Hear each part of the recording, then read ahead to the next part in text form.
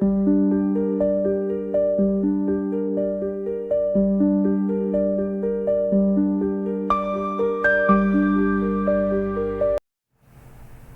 everybody, Kat here. Welcome to the channel. Hope you're having a great day. It is Tuesday morning, and we're going to talk about King Charles today.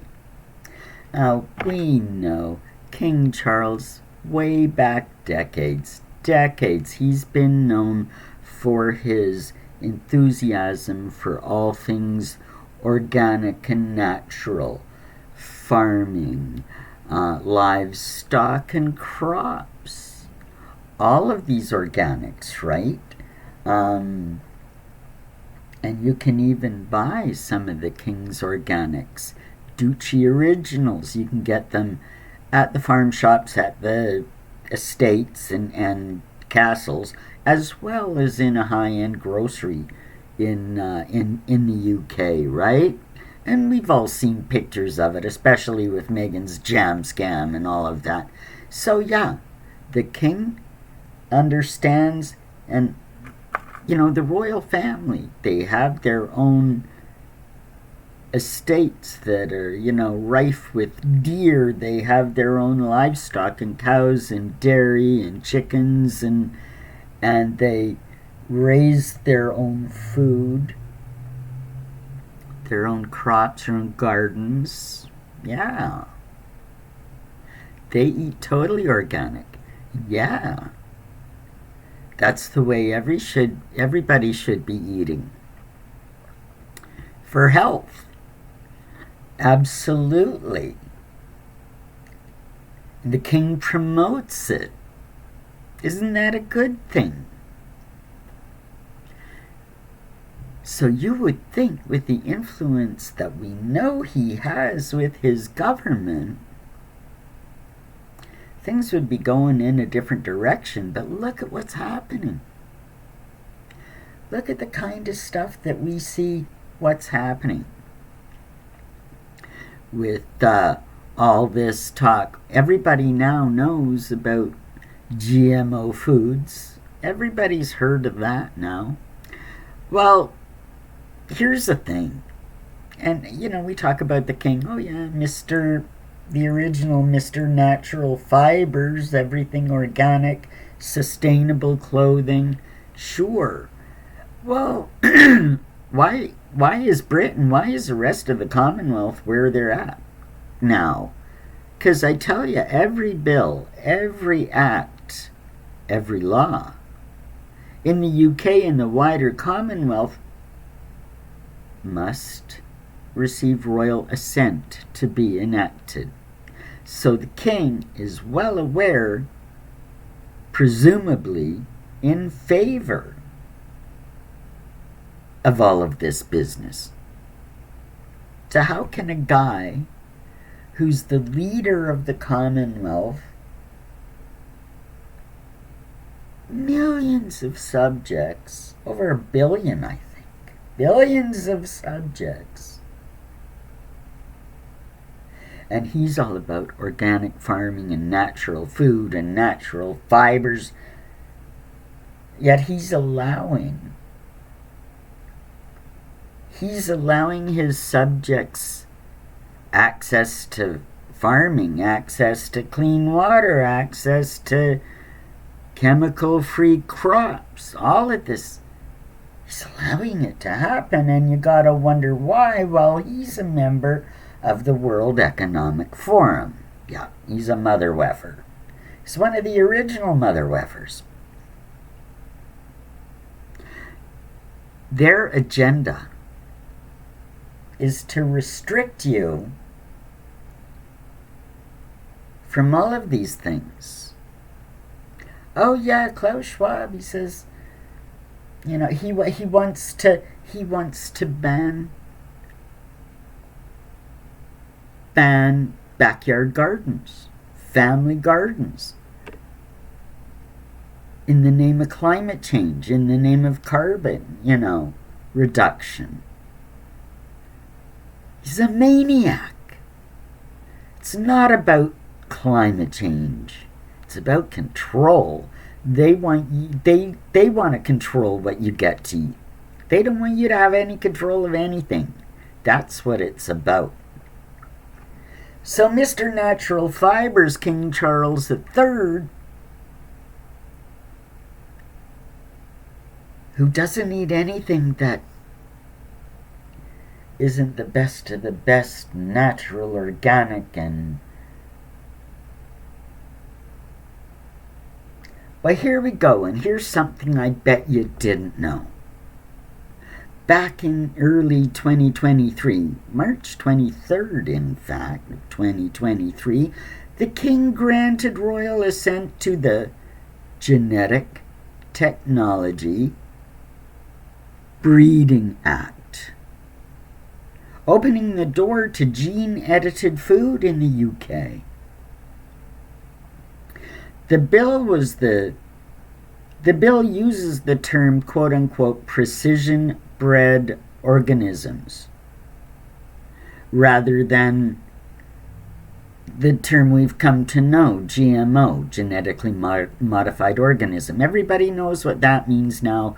Label, people that look at labels as a matter of course, which we all should do, and we all should become familiar with what these things, what we're ingesting, what they're doing. Well, yeah, we know to look for GMOs.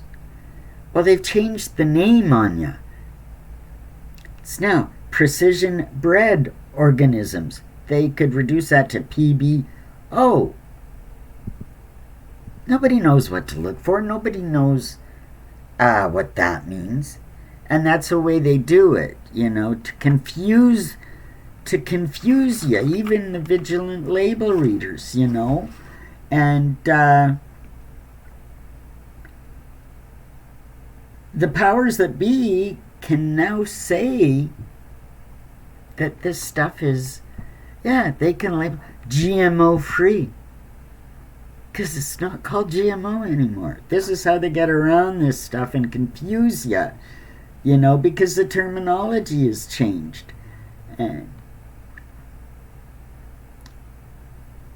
this is the elites are just laughing at us. They want to control what we eat. The whole less meat thing. Don't eat cows are bad. We shouldn't be raising beef. Well, their whole lie about carbon, and it's a point. Carbon is like the breath of life. Did you know, here in Canada alone, even if it was a thing, and even if you were concerned about carbon in the atmosphere, Canada's arboreal forest, because trees capture carbon and give off oxygen. This is the cycle. Maybe a lot of people missed grade 6 science class, but I mean, if they were putting any thought to this at all, these technocrats that are feeding us this BS wouldn't be able to get away with it. It's science. But anyway, there we go. The push to replace meat with insect protein, worms, and lab-grown meat, Frankenstein craps, and it's a nightmare. And this is what's been going on, and this is what the mother weffers want. And I tell you, Charles is at the head of the table. Charles is at the head of the table. When he signed that into law, he knew what he was doing. He also knew it would never affect him, because he can eat what he wants and grow what he wants and farm what he wants, and nobody's going to tell him to get rid of his cows because of climate change. Just like nobody's going to tell him to get rid of his 5-car motorcade because of climate change. Just saying. Just saying. And now we've got an interesting thing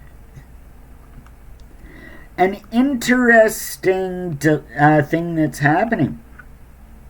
Did you know that lab-grown meat, even though we're hearing about it, some of the elites are talking about it, oh, this is the direction we should go. Did you know in the UK they're already producing Frankenstein chicken, lab-grown chicken? They're using it for pet food now, for dog food now. How long till that gets into the food chain, if it isn't already? Hang on a second, I'm going to look up a couple of things here. And we're going to look at. Here we go. Here's a quote from Pat Thomas, director of Beyond GM, A Bigger Conversation. The Genetic Technologies Act has a single beneficiary, the biotech industry. It removes meaningful regulatory control, including safety assessments, consumer labeling, like I just said, and monitoring from a staggering range of genetically modified plants and animals in our food system and the wider environment. It allows biotech developers to self-certify that their engineered organisms are safe and beneficial, and imposes no penalties if that turns out to be untrue. I think it's absolutely right to question the motives and the consequences of any piece of legislation that allows a large and well-funded industry to fly so far below the regulatory radar. There's huge concerns about this stuff. And, it's already here. Lab-grown meat, specifically cultivated chicken for pet food, has already been approved and is commercially available in the UK. The UK is the first country in Europe to approve cultivated meat, starting with pet food, and has since been, so this might have been, I'm not sure what year this was, but anyway, since 2023. The UK is the first country to approve cultivated meat, starting with pet food, and has since been selling dog treats made with lab-grown meat called Chick Bites. So look out for that, because you don't know what chemicals they're feeding your dog. Don't buy them. The Food Standards Agency, FSA, is also looking into approving other lab-grown foods, such as dairy, for human consumption within the next 2 years. That puts us to now, almost exactly, from March 2023, 2 years, and here we are. I'm holding a prediction in my hand, and we're exactly where we're at now. Because we have the elites coming out talking about it. It's all over the news networks. These stories are popping up. It's in development. Soon it's going to be marketed if it isn't already. They may market it as a novelty at first. And then they can restrict the real meat, right? And in a lot of cases, if you eat a lot of processed food and that kind of thing, all that stuff is going to be full of the chemical stuff. Full of the engineered, not beef, not chicken.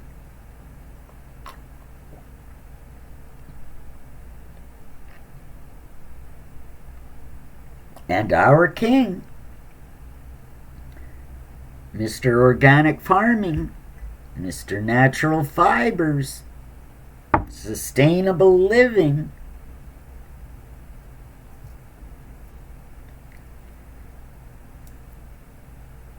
is happy to go along with his band of merry elites, the World Economic Forum guys. Do their bidding, because it's his as well. The monarchy has always been what it is. and the rest of us have always been living in some level of a feudal state. They tried to hide it for a few centuries now, right? But now they're just right out in the open. You're gonna do this, and you don't get a choice, right? So, and the king's all right with that. Imagine that. That's what the king is all right with allowing to happen to over 1 billion people on this planet. Just think about that. Think about your loyalty to a monarchy, to an institution that is willing to enslave you. You might have to start rethinking the monarchy, and that's a good thing. Hope you enjoyed this video. Like and subscribe. Leave me a comment. I want to know what you're thinking about all of this. And we will see you in the next one. Bye, everybody.